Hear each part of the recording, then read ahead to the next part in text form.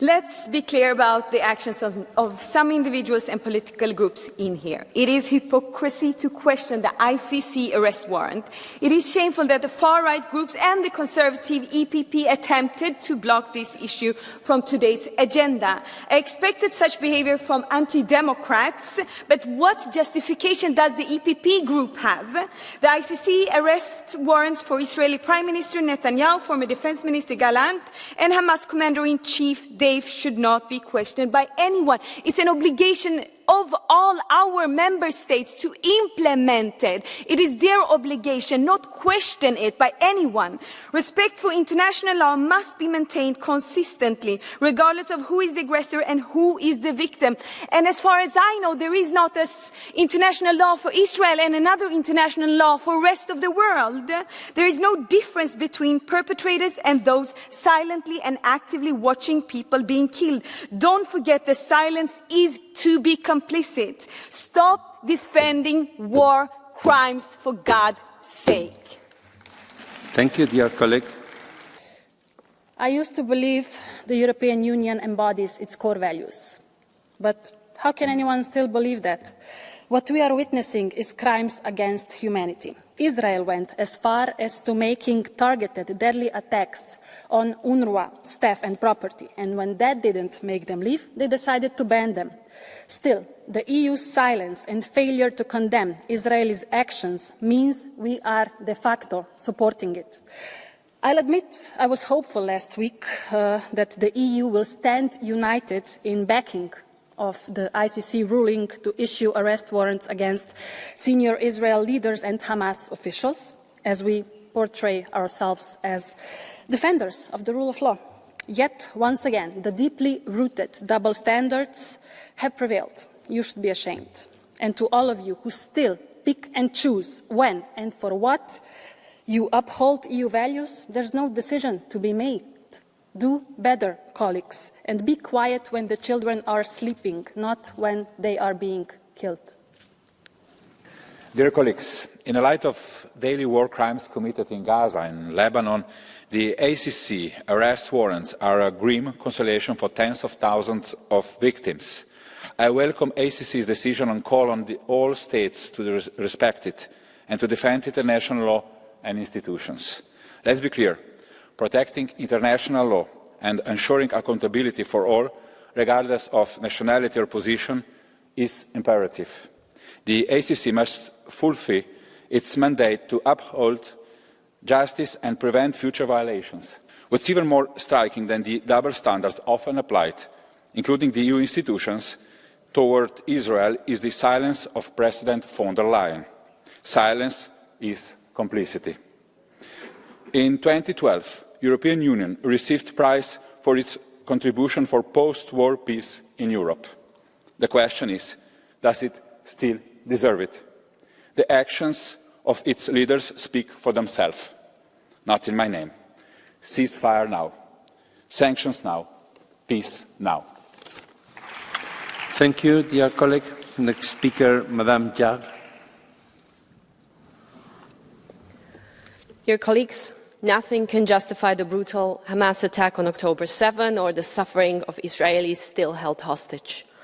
While recognizing Israel's right to self-defense, it is impossible to justify its response, resulting in over 40,000 civilian deaths in Gaza. And I want to address this humanitarian catastrophe happening in front of our eyes. This winter, millions of Palestinians face hunger and diseases, lacking homes, food and medical supplies. And the role of UNRWA is vital. It is providing essentials like food, water, healthcare and education, and there is no replacement in the region. Israel's bills labeling this UN agency as terrorist organization take effect in 2 months, yet, as I said, there is absolutely no viable alternative in the region that can replace this agency's crucial aid. Let me be clear, Israel has no plan B for war refugees, and if we all fail to act, history will judge us. Thank you. Thank you very much, dear colleague.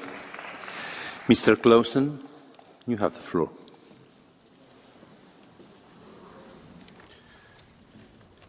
Arrestordren fra den internationale domstol var klar. Thank you. The arrest warrant from the ICC is clear. The Israeli government has systematically violated international law with direct attacks on civilians,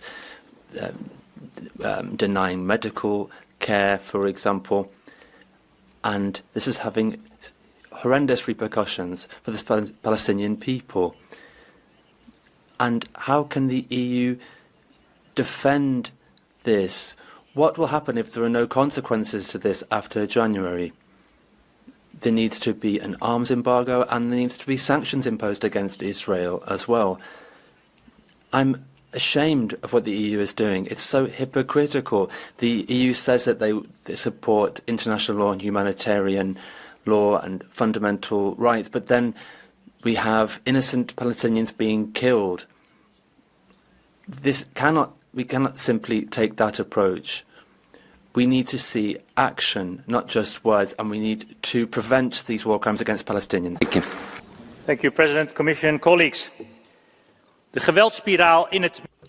The spiral of violence in the Middle East is continuing day after day, and we consider this normal. The normal numbers of victims are disappearing into page 6 and 7 of our newspapers, and the destruction of the Palestinian villages and also Lebanon not being talked about at all. We have to stop this violence. There is no justification for the unimaginable number of civilian victims through violence, but also through displacement and famine as a weapon. The international law needs to be followed up. The ICC's arrest warrants are justified and binding, purely and simply. Mr. Netanyahu's death campaign undermines peace and undermines the release of the hostages, in fact, because Mr. Netanyahu has left these hostages in the lurch from the very start. And from the EU, it's an embarrassing lack of any attack on Israel, suspending the association agreement, stopping any kind of organizational cooperation. You should not be subject to violence because of your nationality. Domnule președinte, doamna comisar, stimați... Mr. President, Madam Commissioner, dear colleagues, I don't think we should use a double standard here. We have two conflicts and we should have the same definition of the attacker and of the person and of the victim defending itself. The hostages have to be released. We've been discussing this since October last year, and not all of the hostages have been returned. We need several paths in order to